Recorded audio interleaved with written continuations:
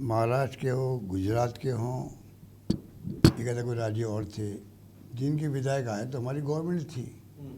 इनकी horse trading से party थी, भयभीत है देश के अंदर, वो भी एक डेमो के लिए खतरे वाली बात आती है। संविधान को झंझोड़ उड़ाने वाली बात आती है उसके अंदर भी, कि ऐसी नौबत आई क्यों है। बॉम्बे से ज़्यादा कौन समझ सकता है झुग्गी झोंपड़े वाले कैसे रहते हैं।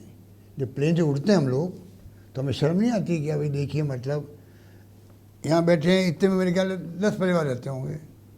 इतना भयंकर देश में माहौल बना हुआ है, मतलब क्या कहने, जो जो इन बातों में इंटेलेक्चुअल जानते हैं, आर्टिकल लिखते हैं, आप लोग सोशल मीडिया में आते रहते हैं, इतनी धज्जियाँ उड़ रही लोगों की, तब भी आप देख लो कि इनको तो शर्म ही नहीं है। वॉशिंग मशीन लगा रखी है अपने यहाँ पर, वॉशिंग मशीन है, खुली वॉशिंग मशीन है। भोपाल में बोलते हैं प्राइम मिनिस्टर अजीत पवार के बारे में 70,000 करोड़ का घोटाला कर दिया, पता नहीं क्या क्या शब्द काम लिया उनके लिए। 2 दिन बाद में वो पार्टी के अंदर भी है, वित्त मंत्री भी है, डिप्टी वित्त मंत्री भी है मेरे ख्याल से, और डिप्टी सीएम भी है। ऐसा मतलब खुला जो है कोई कर सकता है क्या, बिना कोई भय के। कांग्रेस तो पब्लिक क्या सोचेगी हमारे बारे में, विपक्ष ने आरोप लगा दिए, जनता क्या सोचेगी। मुख्यमंत्री के इस्तीफे हो रहे हैं, रेल मंत्री का इस्तीफा हो रहा है, लॉ मिनिस्टर का इस्तीफा हो रहा है हमारे वक्त में। देखिए ना, 2 आपके मुख्यमंत्री चले गए बॉम्बे के, रेल मंत्री चला गया, लॉ मिनिस्टर इस्तीफे हो गए, और भी कई इस्तीफे हुए होंगे। आप बताइए इतना बड़ा फर्क। मैं अपने हमारे पॉलिटिकल एडिटर श्री समर खड़े जी उनको विनती करता हूँ कि हमारे मास्टर पे विराजमान गणेश जी, उनकी मूर्ति और हमारा दिवाली वो देख के आपका स्वागत करें।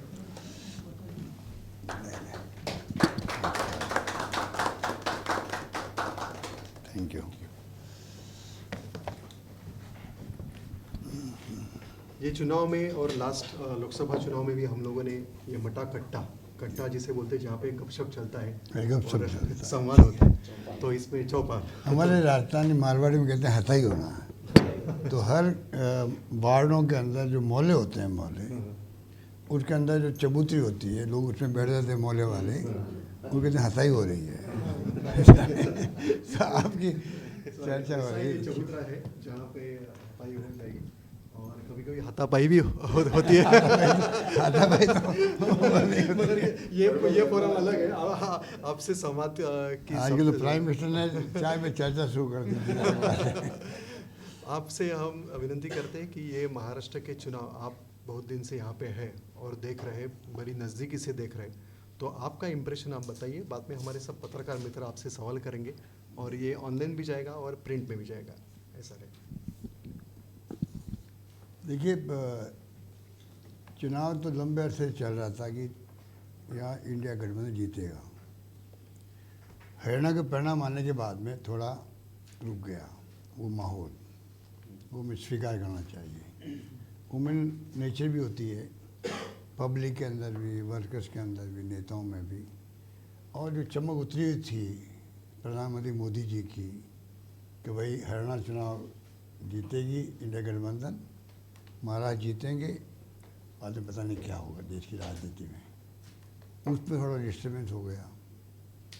परंतु धीरे धीरे मैंने महसूस किया, जब मैं पहली बार आया था, अब महसूस किया तो वो बातें भी डाइल्यूट हो रही है। अब गांव में कांग्रेस की इंडिया गठबंधन स्थिति बहुत अच्छी है, शहरों में बिल्कुल अलग मिजाज होता है, और हमेशा ही होता है, हमेशा ही होता है। अगर ये स्थिति नहीं होती तब भी होता है, क्योंकि हम तो खुद देखते हैं कि शहरों में प्रो बीजेपी की एक फीलिंग रहती है, और वो फीलिंग थोड़ा बहुत आज भी है बड़े शहरों के अंदर। पर गांव में मैंने कल बात करी कई जगह पर, हालांकि मैं वहाँ इंचार्ज नहीं हूँ, पर फिर भी मैंने बात करी तो मुझे मालूम पड़ा कि वहाँ कई जगह तो एक तरफा जीत रहे हम लोग जिलों के अंदर। चाहे वो 3 सीटें मिली हुई है कांग्रेस को, 3 मिली हुई है एनसीपी को, तो 5 जीत रहे, मतलब इस प्रकार की स्थिति भी है। तो कहने का मतलब है कि चुनाव जो है अभी परसेप्शन की राजनीति भी होती है, और दुर्भाग्य से जो इशू बेस होना चाहिए कैंपेन, उसकी बजाय जो पॉलराइज करें चुनाव को धर्म के नाम पर, वो बहुत ख़तरनाक भी है। और उस ढंग से एक कैंपेन चल रहा है यहाँ पर। इशू बेस में जैसे मान लो आज हम विपक्ष में हैं, तो हम लोग कोई आरोप भी लगाते हैं तो सत्ता पक्ष की ड्यूटी है, जिम्मेदारी है, वो रेस्पॉन्ड करे, किसी भी रूप में करे, स्वीकार करे या खंडन करे, अटैक वापस करे, वो नहीं हो रहा है। यहाँ तो बटोगे तो कटोगे, एक है तो सेफ हैं, या जो आप देख रहे हो प्राइम मिनिस्टर क्या बोलते हैं राहुल जी के बारे में, या जो आप देख रहे हैं कि तो मैं क्या रिपीट करूं, मतलब इन लोगों का, बड़े बड़े नेताओं का भी बस कैसे पोलराइज चुनाव करके चुनाव जीते हैं, वो स्थिति पिछले 70 वर्ष से पैदा हो रही है और वो अभी आगे और बढ़ाएंगे, मेरा मानना है। मीडिया की भी जिम्मेदारी बन जाती है कि वो कैसे वापस लाइन पे लाए, पर वो होता नहीं। देखिए मीडिया दबाव में आता है, उसकी मजबूरी अपनी है, उसके बारे में क्या डिस्कस करूँ, मैं यहाँ बैठा हुआ हूँ, पर मजबूरी सबकी है देश के अंदर। ED, income tax, CBI, judiciary और income ECI, commission of India, अगर ये दबाव में काम करे तो डेमोक्रेसी कैसे बचेगी। तो हम जो कहते हैं डेमोक्रेसी खतरे में है या संविधान खतरे में, संविधान से लिंक की बातें। संविधान के अंतर्गत ही जुडिशरी है, उसके अंतर्गत ही आपका इलेक्शन कमीशन ऑफ इंडिया है, उसके अंतर्गत ही संस्थाएँ होती है। प्रीमियर संस्था हमारी है सीबीआई, देश को आवश्यकता है उसकी। ईडी, इनकम टैक्स, सब प्रीमियर संस्था हैं। अगर दबाव में काम करेगी तो फिर संविधान की धज्जियाँ जो उड़े कह रहे हम लोग, या संविधान खतरे में है, उसके मायने यही है जो राहुल गांधी जी कहते हैं। तो कहने का मतलब ये जो स्थिति बन रही देश के अंदर, वो बहुत खतरनाक स्थिति है। अब वो धर्म के नाम पे तो आप कुछ भी कर लीजिए देश के अंदर, वही हो रहा है, उसके कारण लोग बोल नहीं पा रहे हैं। चुनाव जीतना एक बात है देखिए, तो पर ये स्थिति ठीक नहीं है, मेरा मानना है कि फिर भी हम उम्मीद है कि हम लोग कामयाब हो जाएंगे और सरकार बन जाएगी इंडिया गठबंधन की। बटेंगे तो कटेंगे पे आप बहुत गुस्सा हो गए शायद, मीडिया में देखा था, तो कांग्रेस कैसे रिप्लाई कर रही है ये सब चीजें? कांग्रेस और आप भी क्या बटेंगे तो कटेंगे? जवाब तो ये दे रहे हैं कि ये इनका ये जो ये भाषा काम ले रहे हैं, आज़ादी के बाद पहली बार ये भाषा काम ली जा रही है। और देश का दुर्भाग्य है कि ऐसे लोग भाषा काम ले रहे हैं, वो चुने हुए लोग हैं। मुख्यमंत्री पद के जो शपथ लेते हैं, शपथ काय के लेते हैं, फिर ये शपथ लेते हैं अगर संविधान के अंतर्गत, उसके बाद में ये भाषा काम ले रहे हैं, तो ये दुर्भाग्य की बात हुई ना। मतलब तो ये तो हम तो पब्लिक को एजुकेट ही कर सकते हैं भाई कि देखिए किस रास्ते में देश को लेना चाहते हैं, यही हम कह सकते हैं। कोई हाथा में तो कोई कर नहीं सकता। आपने अभी जो कहा था कि अर्बन एरिया में बीजेपी को सपोर्ट मिलता है, रूरल एरिया में कांग्रेस को सपोर्ट है, तो इसका आपका एनालिसिस क्या है? ऐसा क्यों होता है? नहीं, फीडबैक के आधार पर कहा मैंने। नहीं, ऐसा क्यों होता है? अर्बन शहरी लोग होते हैं जो बीजेपी को सपोर्ट क्यों करते हैं? अब शहरों में जो ये व्यापारी वर्ग को जो है, इंडस्ट्रीज होते हैं, जो भी व्यापार करते हैं, उनके काम पड़ता है सरकारों से। अभी सरकार इनकी है, तो वो थोड़ा, वो भी एक कारण है शहरों में। शहरों की सोच भी अलग होती है देखिए, पर मेरा मानना है कि ये शहरों में इसलिए माहौल बना हुआ कि ये जिस प्रकार से इन्होंने, पता नहीं, मैं समझता हूँ, मैं तो ये मानता हूँ व्यापारी वर्ग है, थोड़ा इनका झुकाव रहता भी बीजेपी तरफ शुरू से रहता है। जनसंघ थी पार्टी पहले ये बीजेपी, बचपन से हम देखते तब से ये व्यापारियों की पार्टी मानी जाती थी। ये कहावत थी भाई ये व्यापारियों की पार्टी है, तो वो थोड़ा आज भी असर है, ये बात है। सर, महाराष्ट्र का चित्र देखें तो गठबंधन की राजनीति जब होती है तो गठबंधन की राजनीति जब होती है तब कांग्रेस का नुकसान होता है ऐसा लगता है। महाराष्ट्र में कांग्रेस की उनके बलबूते पे अभी सरकार आई नहीं है 25 सालों से, और अभी जो आपके दोस्त है राजनीति के, वो एक बार यानी शिवसेना तो भाजपा के साथ रही हुए, और एनसीपी जो है शरद पवार की, उन्होंने भी सपोर्ट किया था, सुमोटो सपोर्ट किया था गवर्नमेंट को, बीजेपी की गवर्नमेंट को। इस पॉलिटिकल पिक्चर को आप कैसे देखते हैं और उससे कांग्रेस की उभरने की शक्यता, चांसेस कैसे लगते हैं आपको? देखिए एक दो बातें हैं। एक तो जो आपने कहा कि एनसीपी ने सपोर्ट किया शिव मोटो, तो वो भी वही बात आती है कि जो संविधान खतरे में क्यों कह रहे हैं हम लोग। अगर सुबह 6 बजे शपथ दिलाई जाती है मुख्यमंत्री के नाम पे और 7 बजे प्रधानमंत्री बड़े संदेश देते हैं सुबह 7 बजे, इसके क्या मायने हैं। हमने जब हमारा क्राइसिस आया राजस्थान में तो हमने मांग करी गवर्नर साहब से कि हमें असेंबली बुलानी है, तो उन्होंने उसको डिले किया, काफ़ी डिले हुआ वहाँ पर। अगर सरकार मांग करी है कि मैं विश्वास मत लेना चाहता हूँ तो ही मतलब उसको नहीं मानी गई। और यहाँ पर महाराष्ट्र के अंदर सुबह 6 बजे शपथ हो जाती है, इसको क्या कहेंगे हम लोग। मतलब कुछ तो कायदा होता नहीं होता है। तो इसका मतलब आपकी मिली भगत थी। जो इनकी हॉर्स ट्रेडिंग की जो नीति है, जब से ये लोग आए हैं, हॉर्स ट्रेडिंग करके जिस प्रकार ये मध्य प्रदेश में, फिर कर्नाटक में, फिर महाराष्ट्र में, राजस्थान में गिरा नहीं पाए। इनके मलाल इनको आज भी है कि हम गिरा नहीं पाए, बल्कि इनके खुद के खतरे में आ गए। इनके विधायक, मैंने सुना उस वक्त में 2 प्लेन भेजे थे, तो एक प्लेन वहाँ पर खाली गया है, जा नहीं पाए पोरबंदर ये लोग। तब घबरा के फिर ये सब कुछ उल्टा हो गया, ठीक हो गया, हमारे लिए ठीक हो गया। तो उस वाली बात है। 6 बजे शपथ और 7 बजे बधाई मिल रही है, फिर मुंह की खानी पड़ी इनको। तो ये जो स्थिति है वो तो है। अब आप कह रहे जो स्थिति बनती है, ये देखिए, ये जो अभी चुनाव चल रहा है, इसलिए मैं इस पर कोई कमेंट नहीं करना चाहूँगा, वो ठीक नहीं रहता है। ये तो आप मुझे बुलाओगे अगर मैं चुनाव के बाद में, तो मैं आऊँगा तब आप मुझसे क्वेश्चन कीजिएगा, फिर मैं खुल के बात करूँगा आपसे। सर आज एक अजीत पवार जी का इंटरव्यू आया जो एक्सप्रेस ने भी छापा है, वेबसाइट को उन्होंने दिया। तो उन्होंने कहा कि मतलब ये महाविकास आघाड़ी से निकलने की जब बात चल रही थी, भाजपा को साथ देने की बात चल रही थी, उसमें अडानी जी भी थे। और बीजेपी ने उस पर ऐसा कहा है कि ये जो चीज़ वो बता रहे हैं वो 2017 की बात है। मतलब जब उद्धव जी की सरकार थी और तब पवार साहब और ये सारे लोग मिलके उनके साथ में अडानी जी उसमें मीडिएट कर रहे थे। तो आपको क्या लगता है इस मीडिएट का ही कर रहे थे कि आप बीजेपी में जाइए? किसको कह रहे थे वो? पवार साहब को। जब यहाँ पर सरकार थी कौन कह रहे? उद्धव ठाकरे जी, उद्धव ठाकरे कांग्रेस और एनसीपी। कौन कह रहे थे ये?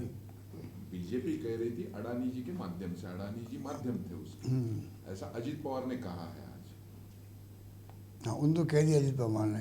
बीजेपी क्या कह रही है? बीजेपी कह रही है कि ये 2017 की बात है। मतलब ये 2019 नहीं है, 2017 की बात है। मतलब जब अजीत पवार टूटे तब की बात नहीं है। जब अजीत पवार टूटे नहीं थे, जब सरकार बैठी थी उद्धव जी की, उद्धव जी थे उसमें और सरकार चल रही थी, तभी ये बात चल रही थी और अडानी जी उसमें मीडिएट कर रहे थे। ऐसे बीजेपी के तो मीडिया तो कर रहे कि नहीं कर रहे थे? मीडिया तो कर रहे थे, मीडिया तो कर रहे ना, मीडिया तो कर रहे थे ना वो। हाँ। ये तो स्वीकार बीजेपी कर रही है।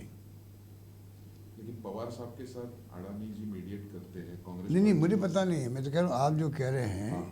कि अजीत पवार जी कुछ बोले, फिर बीजेपी को जवाब दे रही है, तो मुझे तो मालूम नहीं कि हकीकत क्या थी। ये तो कभी आप पवार साहब से पूछ सकते हैं, वो बता सकते हैं आपको, या ठाकरे साहब बता सकते हैं। मैं कैसे बता सकता हूँ आपको? सर, आइडियोलॉजी की बात करें तो मिलिंद देवरा यहाँ पे आए थे हमारे यहाँ पे, तो उन्होंने कहा कि जो उस सत्ता संघर्ष हुआ उस टाइम कांग्रेस के जो एमएलए थे वो शिवसेना के साथ जाना नहीं चाहते थे। और मेरा सवाल वही है कि उनकी व्यवस्था, कांग्रेस के जो 40 एमएलए गए थे तो आपने लगाई थी, तो उनके साथ उस टाइम कुछ बात हुई थी क्या? क्या लगे थे हमने? आप वहाँ पे राजस्थान में आए थे, वो सब 40 एमएलए, तो उनके साथ उस टाइम बात हुई थी क्या कि वो शिवसेना के साथ जाना चाहते हैं या नहीं चाहते? नहीं, देखिए बात सुनिए, ये जो आप कह रहे हो ये तो बात मुझे जानकारी भी नहीं है, क्योंकि हम लोगों का खाली जो है महाराष्ट्र के हो, गुजरात के हों, एक ऐसा कोई राज्य और थे जिनके विधायक आए तो हमारी गवर्नमेंट थी। इनकी हॉर्स ट्रेडिंग से पार्टी यदि भयभीत है देश के अंदर, वो भी एक डेमोक्रेसी खतरे वाली बात आती है। संविधान को झड़ाने वाली बात आती है उसके अंदर भी, कि ऐसी नौबत आई क्यों है। तो ये उस वक्त में आए थे, तो वो आए वहाँ रहे होंगे, पर इस पर पॉलिटिकल निर्णय में हम लोगों को इन्वॉल्वमेंट नहीं होता, तो मुझे नहीं मालूम उसके बारे में। सर मिलिंद देवरा जी ने कोई मैं जोड़ते हुए लेता हूँ, उन्होंने ये भी कहा था कि जो कांग्रेस के सेंट्रल लीडर्स हैं दिल्ली में बैठे, वो आज भी महाविकास आघाड़ी को लेके ज़्यादा खुश नहीं है, वो नहीं चाहते कि ये रन करे। कौन खुश नहीं है? शिवसेना को लेके मतलब कांग्रेस के जो लीडर्स हैं, कांग्रेस की आला कमान जो है वो खुश नहीं है शिवसेना के साथ गठबंधन कर। अब उनको पूछो भाई, अब तो चले गए हैं, अब वो किसी अथॉरिटी से बात कर रहे हैं, और अगर अरेंज हुआ तो सोच समझ के हुआ है। अब तो नेशनल लेवल का हो गया है, पहले तो आपके महाराष्ट्र लेवल का था। अब जो देश में हुआ है पार्लियामेंट चुनाव के पहले, वो तो राष्ट्रीय स्तर का हो गया है अरेंज।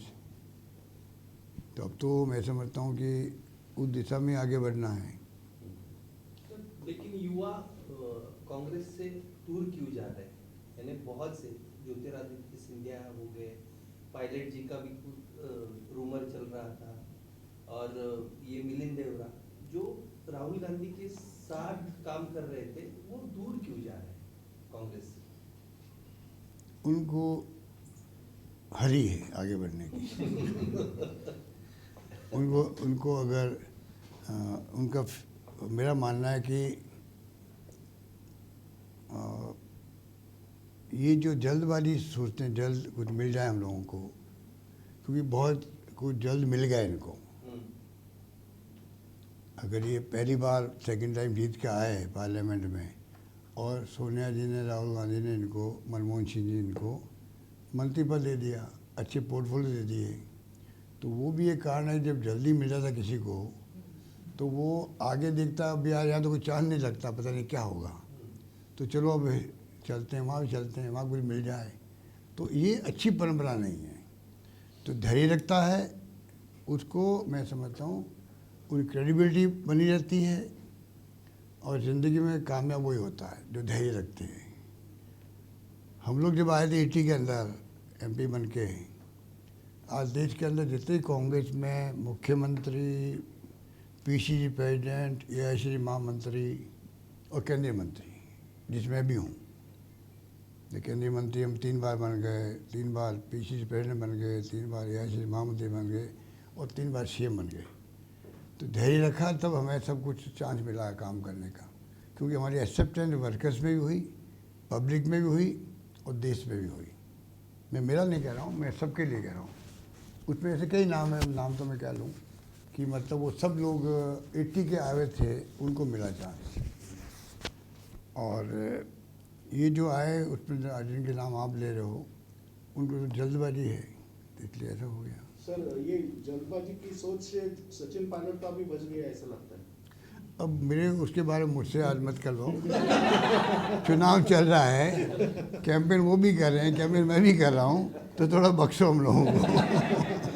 सर, गए कुछ सालों में महाराष्ट्र का राजकारण जब हम लोग जब भी देख रहे हैं, आज महाराष्ट्र का राजकारण जिसमें 2 पार्टी बंटवारा हो चुका है, शिवसेना डिवाइड हो चुकी है, राष्ट्रवादी डिवाइड हो चुकी है, ये आप किस नज़रिए से देखते हैं उसको? जो कुछ ये सब बातें आप जो बोल रहे हो ना, वो क्वेश्चन का मैं जवाब देने के लिए मैं बाद में आ सकता हूँ। ये कह रहा हूँ मैं आपको, चुनाव के बाद में। चुनाव में क्या है, जब पाड़े मंड गए हैं, पाड़े मंड गए, आप समझ गए, कबड्डी का मैच हो रहा है, फुटबॉल का मैच हो रहा है, तो एक तरफ वो, एक तरफ हम।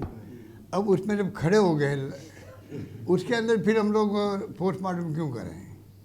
लोकसभा में जो संविधान का मसला निकला था यहाँ, और उसका काफी कि संविधान बदला जाएगा, अगर मोदी जी फिर से आते हैं तो संविधान बदला जाएगा, ये एक माहौल बना, और उसका एक इम्पैक्ट भी हुआ चुनाव पे। लेकिन बाद में जो है चुनाव हुए, नतीजे आए, माइनॉरिटी गवर्नमेंट आ गई सेंटर में, और बीजेपी ने, मोदी जी ने और बीजेपी के सारे लोगों ने ये नैरेटिव जो है, ये फेक नैरेटिव है करके कहा कि ऐसे कोई संविधान बदलने नहीं जा रहा है, बीजेपी नहीं संविधान बदलेगी। अब ये माहौल नहीं है, जो उसका फायदा हुआ था लोकसभा में, तो ये फायदा अभी आपको नहीं मिलेगा, ऐसा लगता है आपको? मैं आपकी बात समझ रहा हूँ, मैं आपकी बात समझ भी रहा हूँ जो आप क्या कहना चाहते हैं, क्या सोचते हैं।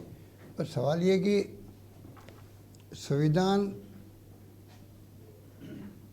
वैसे ही बदल रहा है, वैसे ही बदल रहा है। जब आप संस्थाओं को इन्फ्लुएंस करेंगे, दबाव में रखें, जैसे मैंने आपको एग्जाम्पल दे के ही जुडिशरी का दिया, मैंने आपको इलेक्शन कमीशन ऑफ इंडिया का दिया, इन प्रीमियर संस्थाओं को दिया, या बिना आप इन्वॉल्वमेंट के किसानों के कानून पास कर दो, बिना इन्वॉल्वमेंट के। मतलब आप कम से कम डेमोक्रेसी है, अल्टीमेट फैसला आप ही करोगे, मेजोरिटी आपके पास में है, पर फैसला करने के पहले कम से कम आप विपक्ष को इन्वॉल्व करो, पब्लिक को इन्वॉल्व करो, पब्लिक डोमेन में लाओ कोई चीज़ को, पब्लिक बहस हो जाए, राष्ट्रीय बहस हो जाए, नेशनल डिबेट हो जाएगी, उसके बाद में आप कोई फैसला करो।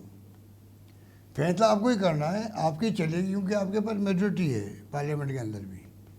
आप उसको कोई तरीका निकाल के टेक्निकल फाइनेंस बिल है या नॉन फाइनेंस बिल है, कुछ भी कह के आप ये बिल पास करवा रहे हो, या 50 लोगों को निकाल दिया आपने पार्लियामेंट से। कभी हुआ इतिहास के अंदर? मैं 5 वाला हूँ पार्लियामेंट के अंदर, बीजेपी वाले हो चाहे कोई हो, 12-12 दिन तक ये हाउस नहीं चलने दिया इन लोगों ने, 12-12 दिन नहीं चलने। तब भी कांग्रेस की सरकारों ने विपक्ष का सम्मान किया, कन्विंस किया, पार्लियामेंट चला। ये तो होता है डेमोक्रेसी की तरीका। आप 50 लोगों को बाहर ही निकाल दो, ये तो इतिहास बन गया इनका। ये सब काले अध्याय लेके जाएंगे इनके। ये आपका होस्टेलिंग वाले है काम, आपका ये है जो 50 लोगों को निकाल दिया गया। तो ये जनता भी देख रही है इनको, इनको बहुत भ्रम है, क्योंकि एक बार धर्म के नाम पे कामयाब हुए हैं, एक बार अपने परफॉर्मेंस से कामयाब नहीं हुए हैं। परफॉर्मेंस से कामयाब होना दूसरी बात है, गुड गवर्नेंस देके आप कामयाब हो दूसरी बात है। देखिए जितने वादे किए गए थे 14 के अंदर, वो तो भूल गए, चर्चा में नहीं आते हैं। काला धन लेके आएंगे, वो काला धन कहाँ गया? स्विस बैंकों का। पहले तो इशू वो बनता था, आप हमने देखा होगा, आप तो मीडिया के लोग हो, वो इशू था स्विस बैंक का। स्विस बैंक थी, सरकार बनी, कोई कमेटी बनी हाई कोर्ट या चीफ सुप्रीम कोर्ट जज की अध्यक्षता में, कोई चर्चा उस देश में है ही नहीं उस कमेटी की। 2 करोड़ नौकरी दे देंगे, कोई चर्चा नहीं है। 15 लाख का जुमला हो गया। मतलब क्या क्या इन्होंने नहीं कहा उस वक्त में। बहुत लंबी फहरिस्त है, बहुत लंबी फहरिस्त है। मीट के बारे में क्या है, सब कुछ इन्होंने कहा था, कोई चर्चा नहीं। अच्छे दिन आएंगे, किसानों की आमदनी दुगनी कर देंगे। तो कहने का मतलब इन्होंने जो वादे किए उस पर तो खरे उतरे नहीं हैं। तो ये इस प्रकार की स्थिति में मैं तो मानता हूँ कि ये स्थिति ऐसी आ गई है कि संविधान को बदलने की बात तो छोड़ो, बदल ही रहे तो कौन दबाव में तो क्या होता है फिर? डेमोक्रेसी में क्या होता है? चीफ मिनिस्टरशिप के लेके वो विवादास्पद मुद्दा था। आपको क्या लगता है कि 3 पार्टी जब भी चल रही है साथ में, तो वो चेहरा देखिए, मतलब तो घोषित होना जरूरी है क्या? बार सब पार्टी आप यही कहेगी कि चुनाव के बाद में पार्लियामेंट बोर्ड में असेंबली बैठता है, विधायक दल की मीटिंग होती है या पॉलिटिकल पार्टी इन्वॉल्व होती है। 3 पार्टी गठबंधन में है तो नेचुरल है 3 पार्टियों के नेता लोग हैं, वो बैठ कर तय करेंगे कि हमें क्या फैसला करवाना है। तो फैसले वो तो वक्त आएगा तब मालूम पड़ेगा, चुनाव के बाद की बात है। किसानों के बारे में जो पॉलिसी है, किसानों के बारे में जो पॉलिसी है बीजेपी की, वो तो किसानों के खिलाफ रही है, आप देख रहे हैं। लेकिन ऐसा नहीं हुआ है कि हरियाणा में के देखो अब रिजल्ट्स, या यूपी के देखो, फिर से बीजेपी सत्ता में आ रही है। तो ये क्या हो रहा है कि आप किसानों के मुद्दे पहुंचा नहीं पा रहे हो विपक्ष, या क्या हो रहा है? नहीं, वो तो देखिए, किसानों आंदोलन तो इतिहास बन गया, कुछ 700 लोग मर गए हैं, इनके लिए कोई अफसोस की बात भी नहीं है। वही स्टेट्स में फिर से बीजेपी आ गई, तो आपको आप कैसे देखते हैं? वो मैंने कहा ना, चुनाव की गणित अलग होती है।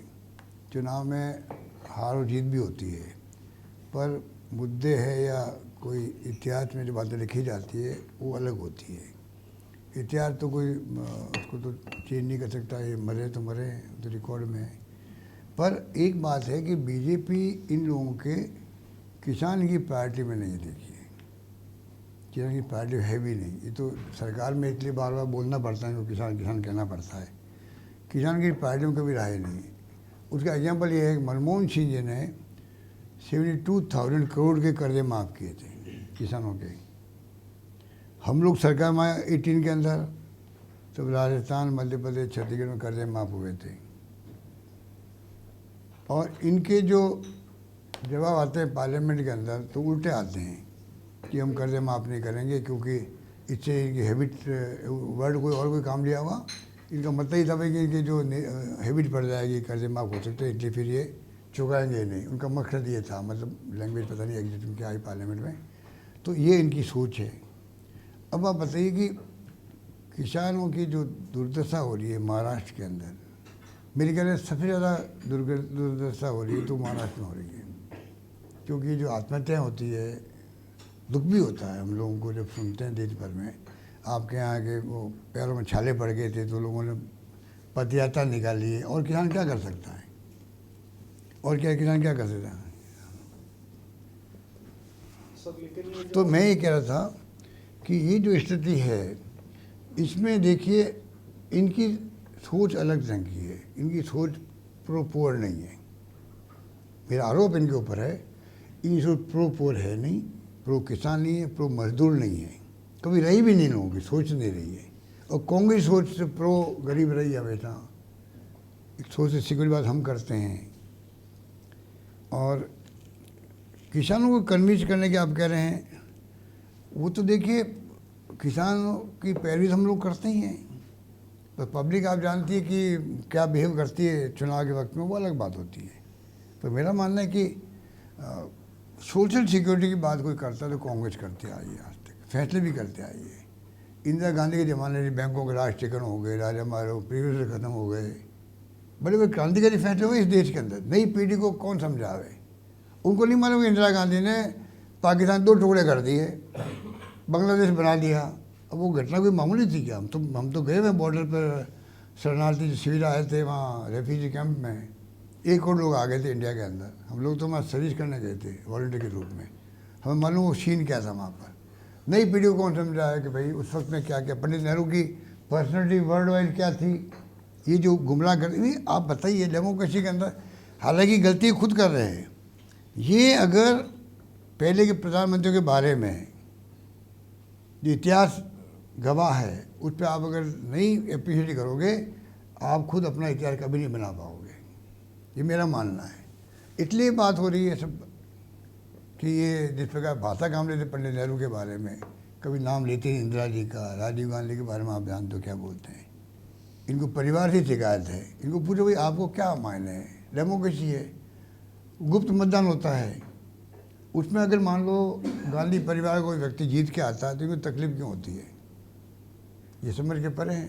आप खुद परिवारवाद नहीं चलाते हो क्या? हर आपके नेता परिवार के लोग ही आपके मेंबर पार्लियामेंट का असेंबली टिकट लेते हैं, वो तो नहीं है। और ये भड़का रहे हैं। और सबसे बड़ा सुखद बात ये है कांग्रेस के लिए, हम सब के लिए गर्व की बात है कि इनके इतने आरोप लगाने के बावजूद भी, मोदी जी के भी, गांधी परिवार के बारे में जनता का मान सम्मान कायम है देश के अंदर। ये बहुत बड़ी बात है। आपकी जो बदनाम करने ठान लो, सोशल मीडिया को लगा दो, तब भी हर देश में 6 लाख गाँव, 6.5 लाख गाँव होंगे। हर गांव में, हर घर में आपको कोई न कोई मिलेगा इनका चाहने वाला। क्यों मिलेगा? और वो कहता है ये कांग्रेस की पहचान इनसे ही है। कांग्रेस पहचान गांधी परिवार से, क्योंकि सेक्रीफाइस कितने किए हैं मोतीलाल नेहरू ने किए। इलाहाबाद भवन था, आनंद भवन, वो देश को समर्पित कर दिया। उनको आरोप लगाते हैं लोग करप्शन के। आप बताओ, जो आनंद भवन दे दिया देश को, मोतीलाल नेहरू, पंडित नेहरू, क्या क्या इन्होंने नहीं किए? कितने साल, 9-10 साल जेल में रहे वो पंडित नेहरू। इतना सेक्रीफाइस किसी ने किया है क्या? और उस परिवार को और उस पार्टी को आप क्या क्या बोलते हो कांग्रेस के बारे में? इतना करप्शन देश में आज हो रहा है। आप मेरी बात छोड़ दीजिए, आप तो बॉम्बे में बैठे हैं, आप पता कर लीजिए। आपके इंडस्ट्रीज यहाँ पर है, कॉमर्शियल कैपिटल आपकी है, पता कर लीजिए इस देश के अंदर जो विभाग है भारत सरकार के या कोई विभाग है, करप्शन का लेवल कितना है। मेरे पास इन्फॉर्मेशन 10 टाइम बढ़ गया है, इनकम टैक्स में कोई भी हो। और ये बार बार करप्शन की बात करते हैं, कांग्रेस सरकारों पे बात करते हैं, क्योंकि इनको अपना करप्शन छिपाना है। मैं ये कहना चाहता हूँ, अपना करप्शन छिपाने के लिए ये मुद्दा बनाए हुए हैं कि कांग्रेस राज में करप्शन बहुत होता था, हम अभी कल बोले वो आपके साहब हम उल्टा लटका देंगे, क्या क्या बोलते हैं लोग। मतलब आप बताइए कि इतना करप्शन आज तक कभी नहीं हुआ होगा जितना ही कर रहे हैं। इलेक्ट्रल बॉन्ड क्या थे भाई, इस सुप्रीम कोर्ट ने आधा निर्णय देकर रुक गई। सुप्रीम कोर्ट क्यों रुक गई? मैं तो पहले से बोल रहा था, मेरा तो आप ट्वीट देखोगे 17 का या 16 का, बता याद नहीं मुझे, मैंने ट्वीट किया उस ज़माने के अंदर। उस ज़माने में मैंने ट्वीट किया जब ये बॉन्ड लागू हुए थे। मैंने कहा ये पूरी तरह से ब्लैकमेलिंग हो रही है, यह होगी, क्योंकि आप इंडस्ट्रियलिस्ट हैं। ईडी के नोटिस आ गया, आपने 10 करोड़ भेजे या 20 करोड़ भेजे, 25 करोड़ भेजे, बॉन्ड बना के आपका नोटिस विड्रॉ हो गया। ये तो खुला मतलब एक प्रकार से करप्शन का लेवल इतिहास में इससे बड़ा कोई हुआ ही नहीं होगा। अच्छा आप बताइए, तो ये क्या है? ये संविधान की धज्जियां नहीं है क्या उड़ाने की? इतना भयंकर देश में माहौल बना हुआ है, मतलब क्या करें। जो इन बातों में इंटेलेक्चुअल जानते हैं, आर्टिकल लिखते हैं, आप लोग सोशल मीडिया में आते रहते हैं, इतनी धज्जियां उड़ रही लोगों की, तब भी आप देख रहे हो कि इनको तो शर्म ही नहीं है। वॉशिंग मशीन लगा रखी है अपने यहाँ पर, वॉशिंग मशीन है, खुले वॉशिंग मशीन है। भोपाल में बोलते हैं प्राइम मिनिस्टर अजीत पवार के बारे में 70,000 करोड़ का घोटाला कर दिया, पता नहीं क्या क्या शब्द काम लिया उनके लिए। 2 दिन बाद में वो पार्टी के अंदर भी है, वित्त मंत्री भी है, डिप्टी वित्त मंत्री भी है मेरे ख्याल से, और डिप्टी सीएम भी है। ऐसा मतलब खुला जो है कोई कर सकता है क्या बिना कोई भय के? कांग्रेस तो पब्लिक क्या सोचेगी हमारे बारे में, विपक्ष ने आरोप लगा दिए, जनता क्या सोचेगी? मुख्यमंत्री के इस्तीफे हो रहे हैं, रेल मंत्री का इस्तीफा हो रहा है, लॉ मिनिस्टर के इस्तीफे हो रहे हैं हमारे वक्त में।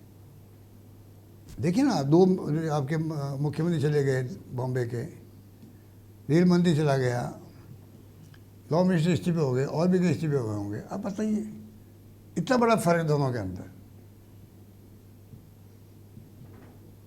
अभी तो मीडिया की बहुत बड़ी जिम्मेदारी कि ऐसे माहौल के अंदर इस देश को कैसे निकाला आप लोग। मैं दूसरी बात कहना चाहता हूँ, मैं कोई बॉम्बे की मीडिया से बात नहीं कर रहा हूँ, खाली ये मीडिया की बहुत बड़ी जिम्मेदारी मतलब कि मीडिया की बात आज भी लोग मानते, गांव में भी। ये जो लिखे हुए आपके प्रिंट मीडिया आता है, आज भी लोग कहते हैं लिखा हुआ आ गया नहीं, क्या कर रहे हो? कोई बहस करता है तो कहते क्या बात करते हो यार, मैंने पढ़ा, खुद ने पढ़ा है।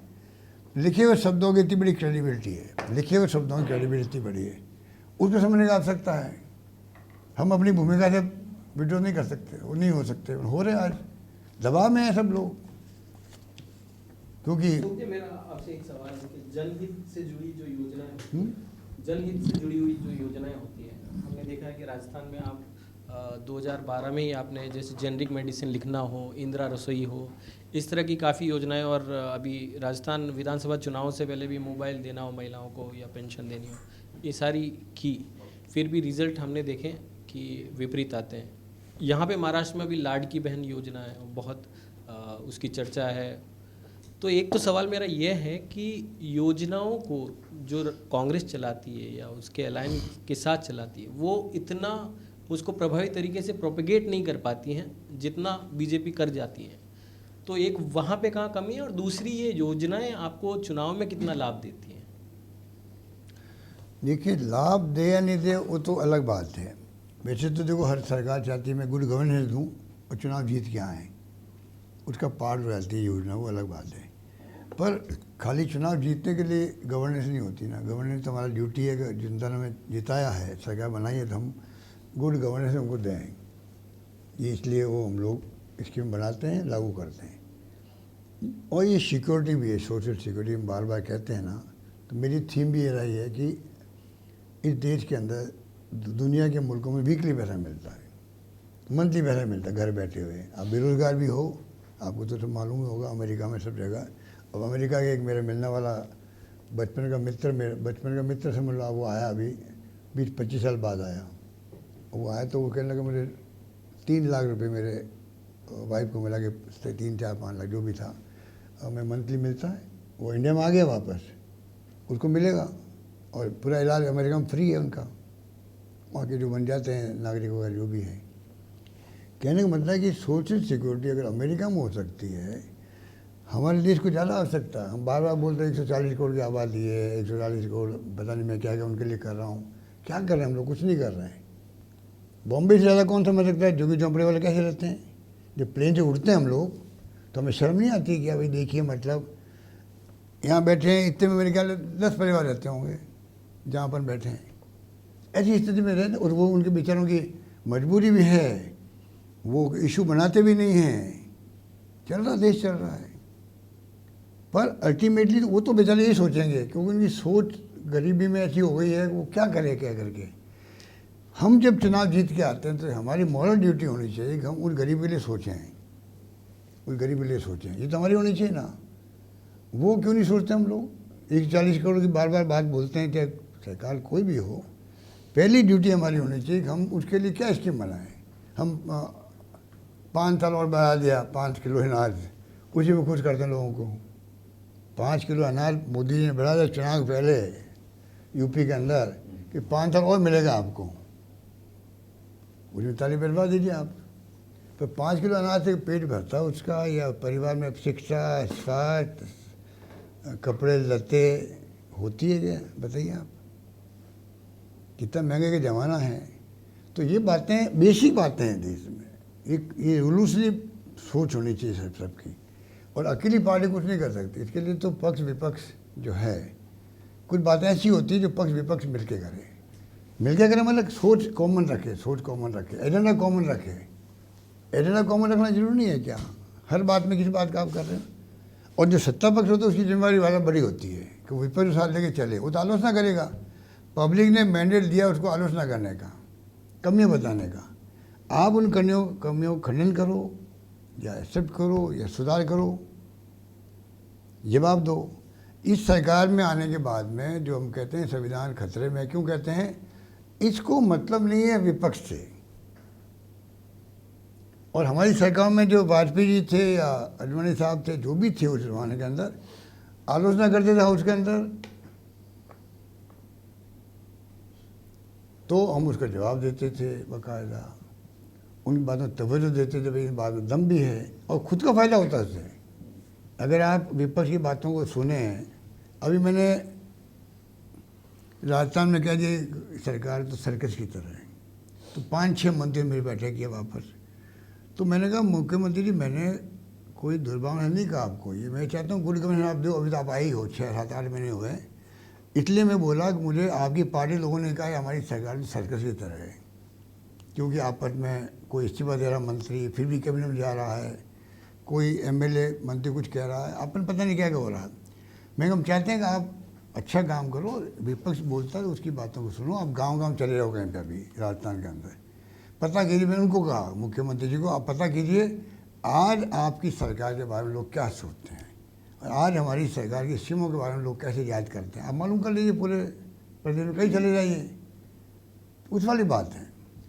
दूसरा मेरा सवाल है कि आपने शुरुआत जब की थी बटेंगे और कटेंगे से, तो ये मतलब लगता ऐसा है कि जनता के लिए कहा जाता है कि बटेंगे तो कटेंगे, लेकिन पिछले सिनारियो जब हम महाराष्ट्र को भी देख लें, पहले 4 पार्टियां थी, अब 6 पार्टियां हो गई। कई नेताओं को देख ले जो इधर से उधर जाते हैं, तो ये आज पॉलिटिकल पार्टियों पे ज़्यादा जा रहा है कि आप बटोगे तो वोट कट रहे हैं। तो आप इतने पुराने एक नेता हैं, जननायक भी रहे हैं हमारे राजस्थान से, तो आपसे ये सवाल है कि आपका एक्सपीरियंस क्या कहता है कि इन चीज़ों को रोकने के लिए अब पॉलिटिकल पार्टियों को क्या करना चाहिए? आपके अनुभव के आधार पे आप बता सकते हैं। पार्टियों के आप अलग अलग रीजनल पार्टियों के बारे में बोल रहे हैं आप? हाँ, पार्टी नेता इधर से उधर जा रहे हैं, पार्टियां बढ़ रही है। यहाँ पे महाराष्ट्र में शिवसेना 2 हो चुकी है, एनसीपी 2 हो चुकी है। इसका क्या संबंध है? हाँ, तो पार्टियां ही बढ़ रही है अपने आप में, तो जनता को कैसे आप बांटना? और उस बात को डाइवर्ट मत करो। जो लखनऊ से कहा गया है सीएम द्वारा, उसको उसी पे काम रखो। और बात सुनिए, नहीं मैं दूसरा कहता हूँ, कोई ज़माने में कोई गलती कर देते हम लोग। एक बार मीडिया को लेके राहुल गांधी जी के वक्त, राजीव गांधी के वक्त में कोई फैसला हो गया था, पूरा देश का मीडिया चिल्ला उठा और राहुल जी को, राजीव गांधी को वापस विड्रॉ करना पड़ा। ये डेमोक्रेसी है। आपको याद होगा कुछ मेरा आप में से ये कोई मीडिया के बारे में कोई अंकुश लगाने का ऐसा कुछ हो गया, मुझे याद नहीं आ रहा है। एडिट फैसला क्या आप AI में देख लेना क्या है उसके अंदर, पर कोई ऐसा फैसला बना है 86 में होता कोई हुआ था, तो ऐसा मीडिया बोल रहा हुआ कि वहाँ पर वीटो हो गए, और ये मोदी जी होते तो वीटो नहीं होते। इसलिए आप भी पार्टियों की बात में, पार्टियों ने देखिए, अभी मैं चुनाव के बाद जवाब दूंगा इन बातों का। तो लास्ट इलेक्शन में 2019 में असेंबली में कांग्रेस का परफॉर्मेंस 50 से भी नीचे गया था। अभी वो मतलब चेंज होना चाहिए, इसके लिए आपने अब तो देखिए मैंने कहा चमक उतर गई है, चमक उतर गई, थोड़ी चमक रुक गई थी ठहरना के बाद में, और महाराज थोड़ा एंजॉय कीजिए परिणाम का। उसके बाद में ये तो जो है इनका तो 10 साल तो हो गए, अब इनके 11 साल चल रहा अभी, और ये पब्लिक सब देख भी रही है। पर जो इनका अप्रोच है गवर्नेंस करने का, बोलने का, तो मैं समझता हूँ कि उसमें बदलाव करना चाहिए इन लोगों को, क्योंकि देश हित में नहीं है जो ये बोल रहे हैं। चाहे वो झूठे आरोप लगाओ कांग्रेस पर, अपने अपने खुद के बचाव में ध्यान डाइवर्ट करो, खुद के ऊपर जो आरोप लग रहे हैं इनके ऊपर, वो उसमें सत्यता है, सच्चाई है। आप उसे बचाव करने के लिए आप बार बार कांग्रेस ने क्या किया, 70 साल में कुछ नहीं किया, पता नहीं। आज आपकी स्थिति जो बनी बोलने की, आप प्राइम मिनिस्टर बने हुए भी कांग्रेस की देन है, क्योंकि आपको कांग्रेस ने 50 साल तक संजोए रखा डेमोक्रेसी को देश के अंदर, इसलिए आप प्राइम मिनिस्टर बने हो। पाकिस्तान की तरह बार बार सैनिकों को शासन नहीं होने दिया यहाँ पर, ये कम बात है क्या? सब जाति सभी धर्म के लोगों को साथ लेके चली पार्टी, तब आज देश एक व अखंड है, और बड़े बड़े फैसले भी किए। मैंने कहा बांग्लादेश की बात कम थी क्या? Non align movement Pandit Nehru के ज़माने में आ गया, मतलब पंडित नेहरू के ज़माने में क्या क्या अंतर्राष्ट्रीय फैसले हुए थे, तो आज उनके नाम तो इतिहास में दर्ज है। मोदी जी आपके बहुत अच्छे दोस्त माने जाते हैं, क्योंकि जब गुजरात में प्लेग हुआ था या बाढ़ आई थी, तब एज सीएम ऑफ राजस्थान आपने उनकी काफ़ी हेल्प की। तो और हमने जब देखा कि आप जब सीएम थे और कोविड की जब मीटिंग होती थी, तो खासतौर से वो आपको अशोक जी को अप्रिशिएट भी करते थे। तो दोस्ती अभी भी वैसी कायम है या? वो चुनाव में नहीं, चुनाव में मुझे हराने के लिए उनकी चाल थी वो।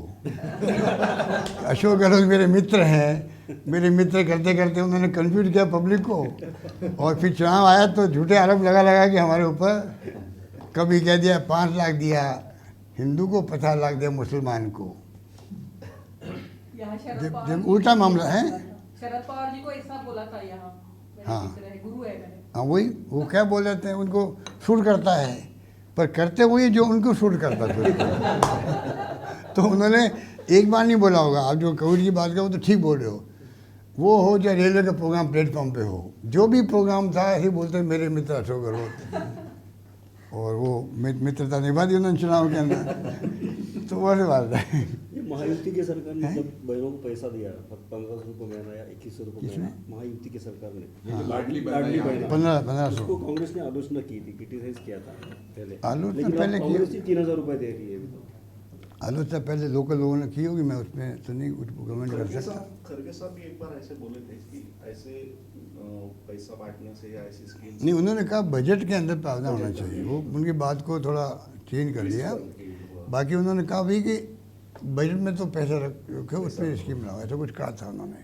नहीं, हमने रखा ना बजट में, हमने हर स्कीम का पैसा, आपको मैं कहूँ रिसर्च करो, आप 2-3 लोग में इन्वाइट करो, आप सबको इन्वाइट कर रहा हूँ, आइए राजस्थान में, हम आपको पूरा घुमाएंगे वहाँ पे, आप वास्तव में हमारी स्कीमों इसकी स्टडी कीजिए, आपको अच्छा लगेगा कि भाई वास्तव में इतनी गहराई से कोई सरकार सोच सकती है क्या। मुझे भी याद नहीं सब बातों का। अभी मैं दिल्ली में था, 2-3 बच्चे आए मेरे पास में, सब हम लोग यहाँ यूपीएससी में कंपटीशन की तैयारी कर रहे हैं, और वो मुझे थैंक दे रहे थे, आपने हमें जहाँ हम रह रहे हैं होटल का किराया सरकार दे रही है, खाने पीने का वो दे रही है, तो मैं ही भूल गया उस स्कीम को। फिर मुझे याद आया भाई हमने एक अनाउंसमेंट किया था, एक उदयपुर भवन था जो सुप्रीम कोर्ट में जीत गए थे, वो भवन की जगह हम 500 रूम बनाएंगे जो बच्चे दिल्ली में पढ़ते हैं कोचिंग के लिए। और फिर हमने फैसला किया जब तक तो वो भवन नहीं बनता है, कि भवन में 3-4 साल लगेंगे, तब तक इन बच्चों को वहाँ रहते हैं उनको किराए दो और रहने का इंतजाम कर दो। अब मैं तो भूल गया, वो मुझे याद दिला रहे बच्चे। तो ऐसी ऐसी स्कीम हम लेके आए कुछ सोच नहीं सकता। आपने सोशल सिक्योरिटी की बात की थी ना, तो आप अभी जो बोले उसमें और वो जो प्रीवियस दे रहा है उसमें अंतर है। किसमें? आपने अभी जो बात की कि रोजगार के लिए वो उपयोगी होगा, आप जो बात कर रहे थे अभी, और यहाँ जो चल रहा है वो टोटल फ्री मिल रहा है, तो इस दोनों में अंतर है ना। नहीं देखिए, उसमें वुमेन एम्पावरमेंट ही होता है। महिला जो होती है, आप तो खुद महिला है भाई, महिलाएं जो गांव में या शहर में होती हैं उनकी वास्तव में स्थिति अजय मैं बताऊँ आपको, पेंशन देते थे हम लोग। पहले पेंशन 30 लाख लोगों को मिलती थी, इन सब शर्तें हटा दी तो वो 80-90 लाख हो गई। 80-90 लाख महिलाओं को नहीं, मतलब बुजुर्गों को, बस महिला भी है पुरुष भी है, विधवाओं को, एकल नारी को और निःशक्त जनों को, डिसेबल्ड होते हैं, ठीक है। तो मैं अपनी स्पीच में कहता था, लोग बहुत खुश होते थे कि जो पेंशन दे रहे हैं हम लोग, इसमें जो बूढ़े माँ बाप हैं, बूढ़े लोग घर में बैठे हैं, उनके जीने का एक नज़रिया बदल जाता है। देखिए घर कैसा भी हो, घर में बहुओं भी ध्यान नहीं देती कई बार, अपनी सासू की या ससुर जी की, और बेटी की बहू भी ध्यान देती है। तो मान लो कोई अच्छा जो ओल्ड लेडी होती है ना, वो अपनी बेटी को चाहती है, उसकी बेटी चली गई ससुराल में, उसकी बेटी के बेटे आएंगे, बेटा या बेटी आएंगे, बच्चे जो नाती कहलाते हैं, हमारे नाती नाते आप क्या कहलाते हैं, ठीक है, वो आएंगे तो बेचारी वो चाहती है भाई मैं उसको 5 रुपये दूँ, 50 रुपये दूँ। और वो अगर कह दे अपने बहू को भाई आज वो आएगी जरा तुम मुझे 50 का नोट दे 100 का, तो वो कहेगा अभी मेरे पास है ही नहीं, तो उसका मूड खराब है तो वो खाना भी नहीं खा सकती है बहू, वो सासू।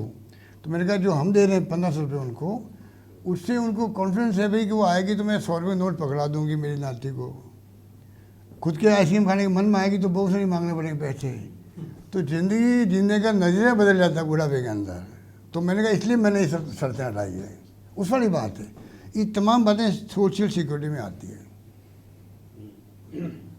शेवटचा प्रश्न म्हणजे ये हरियाणा में एग्जिट पोल में था जो कि कांग्रेस जीतने वाली, क्या हुआ कि रिजल्ट पूरा बदल गया? देखिए उसमें 2 बातें, एक तो जो हमने वहाँ लिख के दिया इलेक्शन कमीशन ऑफ इंडिया में कि भाई जो हमारे लोग शिकायत करते हैं ईवीएम मशीनों की करते हैं वो 90% बैटरी की। तो कल मैं सुप्रीम कोर्ट की कोई वकील साहब थे जो सोशल मीडिया में आते रहते हैं ना, वही बोल रहे थे भाई ये कैसे संभव है कि 90% दिन भर मशीन चलती है तो 90% कैसे वो चार्ज होगी वापस, 70% हो सकती है, 60% हो सकती है, डिस्कशन चलते रहते हैं। वो हमने ज्ञापन दिया, वो तो जवाब तो अल्लाह तो दिया भी है, आगे भी देंगे। बाकी भी क्या है कि ये जो उन्होंने जो इनका तो देखिए नेटवर्क है ऐसा झूठ बोलने का, हम लोगों में उनमें राजनीति का फ़र्क है। देखो हम लोग उनको मतलब ये अब समझ लो बोलने और कैंपेन करने में, अफवाह फैलाने में, भाई गणेश जी को दूध पिला दिया उन्होंने कोई ज़माने में, आपको याद होगा। मैं जयपुर से आया, बॉम्बे से अहमदाबाद तक आया था मैं, तो अहमदाबाद में भी लाइन लगी हुई है गणेश जी के मूर्ति के आगे, और से आदमियों की लाइन लगी हुई लंबी है कि गणेश दूध पी रहे हैं। अब ये लोग वो हैं गणेश दूध पिलाने वाले लोग हैं, इनका क्या करो बताओ। ये कुछ भी सच्चा झूठा परोस सकते हैं घर घर के अंदर। ऐसा माहौल बना दिया वहाँ पर कि भाई अच्छा परसेंटेज वाइज जो है कांग्रेस को 11% वोट बढ़े वहाँ पर, कांग्रेस 11% समथिंग बढ़े, उनके बढ़े 3% बढ़े। वोट हमारे 39% दोनों का है, 0.4% 6% कुछ फ़र्क पड़ा है, इतना ही रहा है। तो वोटों की संख्या के बारे में तो आप देखें कि बाकायदा हम लोग काफ़ी जंप किए वहाँ पर ये टेक्निकली चुनाव हार जीत आप जानते हो वोटों का वो पड़ती है तो उठा हुआ। सर ये सुप्रीम कोर्ट के वकील का रेफरेंस दे रहे थे, मिश्रा जी हैं, वो ईवीएम के बारे में बोल रहे हैं, ठीक है। ये मिश्रा जी थे, कोई थे मेरे ख्याल से। अच्छा नहीं हाउस के मैं बोर्ड कोर्ट की बात नहीं करूँ, मैं तो सोशल मीडिया में जिसके बैठे हुए थे वो बता रहे मैंने ये पॉइंट उठाया वहाँ पर, ये हुआ, मैंने जवाब दिया। धन्यवाद अशोक गहलोत जी अपने आज आए हुए वेळ काढून आणि उन्होंने बहुत अच्छी तरह से अपने साथ संवाद हुआ। अच्छा, उनको हम दीर्घायु और आनंददायी सक्रिय जीवन की शुभकामनाएं देते। धन्यवाद। Thank you.